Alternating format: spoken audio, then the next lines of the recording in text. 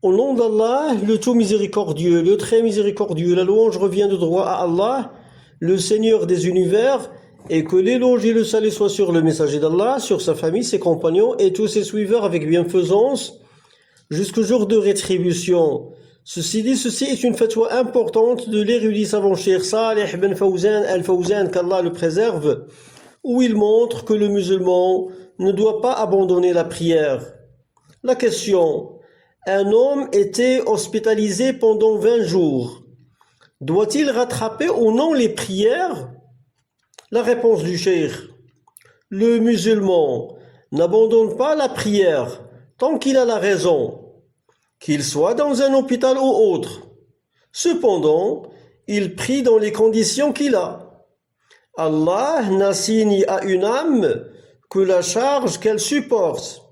Et le prophète, que l'éloge d'Allah et son salut soit sur lui, dit: يصلي المريض قائما فإن لم يستطع فقاعدا فإن لم يستطع فعلى جنب فإن لم يستطع فمستلقيا ورجلاه إلى القبلة.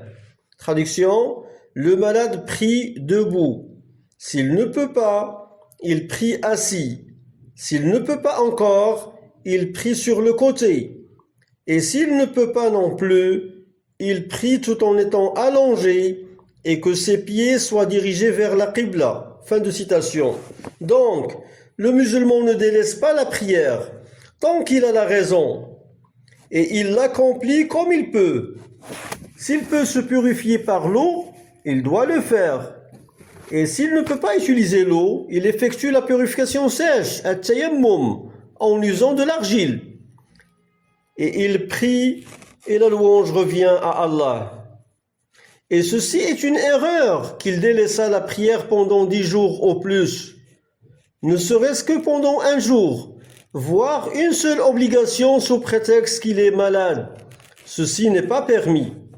Le questionneur, il a délaissé la prière pendant 12 jours et il était faible au cheikh. Le cheikh, même s'il était faible, s'il a encore la raison, il doit s'acquitter de la prière en son temps. Et s'il a besoin de regrouper entre les prières, il le fait également. Et il ne délaisse pas la prière. Fin de la réponse du cheikh. Note du traducteur: si on a ce genre d'excuses, on peut réunir le Dohr et Al-Asr au moment de l'un d'eux. Et on peut réunir Al-Maghrib et Al-Isha au moment de l'un d'eux également. Walhamdulillahi Rabbil Alamin.